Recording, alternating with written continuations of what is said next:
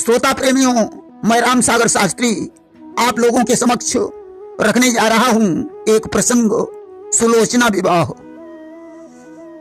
देखिए, एक दिन की बात है, माता पार्वती जी ने भगवान शंकर का अपने हाथों से श्रृंगार किया।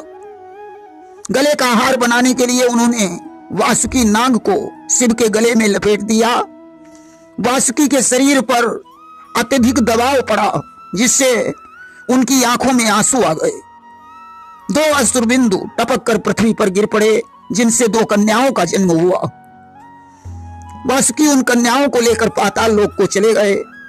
उन्होंने उनकी सुंदर आंखें देखकर सुनैना और सुलोचना नाम रख दिया। कन्याएं धीरे धीरे बड़ी होने लगी। सुलोचना भगवान शंकर की परम भक्ता थी।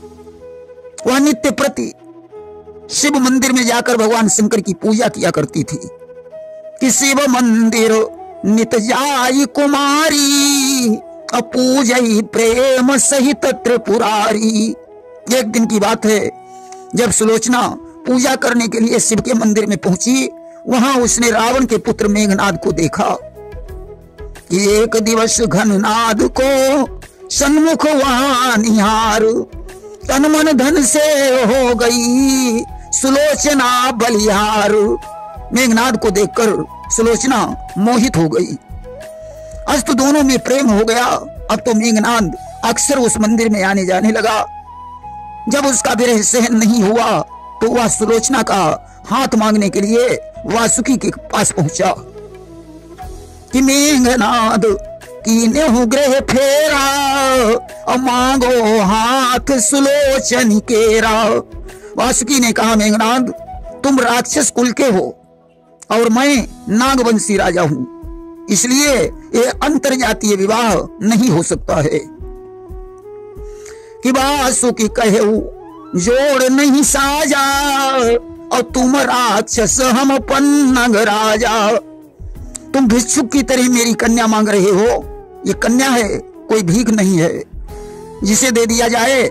इन वचनों को सुनकर मेघनाद क्रोधित हो गया।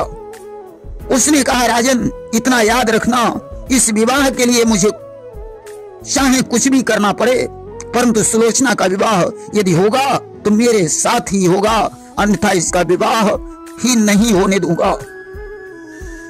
मैं जा रहा हूं, परंतु शीघ्र वापस लौटूंगा। तुम कितने शक्तिधारी हो, मैं तुम्हारी ताकत भी देख लूंगा।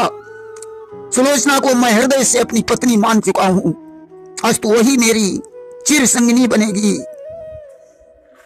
कि मैं दिल से नारी मान चुका तो यही चिर संगिन होगी। घननाद वीर दूल्हा होगा और सुलोचना दुल्हन होगी। अब तो घननाद ही दूल्हा बनेगा और सुलोचना दुल्हन बनेगी। इतना कहकर घननाद ने सेना लेकर पुनः वासुकी पर चढ़ाई कर दी। राक्षस और नागों की सेनाएं एकत्रित हो गईं। घमासान युद्ध होने लगा। आज मेघनाद की मार से वासुकी 14 करोड़ नाग सेना भाग खड़ी हुई। उन्होंने वासुकी से जाकर कहा, दुहाई हो महाराज, मेघनाद कोई मामूली योद्धा नहीं है। अस्तु वासुकी ने स्वयं जाकर मेघनाद का मुकाबला किया। मेघनाद के बाण से राजा वासुक बेहोश हो गए। मेघनाद ने तमामों नागों को जख्मी कर दिया कि बहुभुजंग घायल करी डारे, और सब प्रकार वासुकी न पुहारे। वासुकी के बेहोश हो जाने पर मेघनाद को मौका मिला। वह सुलोचना को लेकर लंकापुरी की तरफ चल पड़ा। तबलई सुता वीर बलवंका, और डंक बजाई चले गढ़ लंका। अस्तु लंका में पहुंचकर उत्साह छा गया। सुलोचना और मेघनाद का विवाह हो गया। कि छायो लंका परम उछाहू, मेघनाद संग भयो विवाहू। विवाह के बाद मेघनाद और भी बलवान हो गया। अब जब भी वह युद्ध करने के लिए जाता था तो पत्नी के द्वारा तिलक करवाकर और गले में माला डलवा कर जाता था, जिससे संसार की कोई शक्ति मेघनाद को जीत नहीं पाती थी।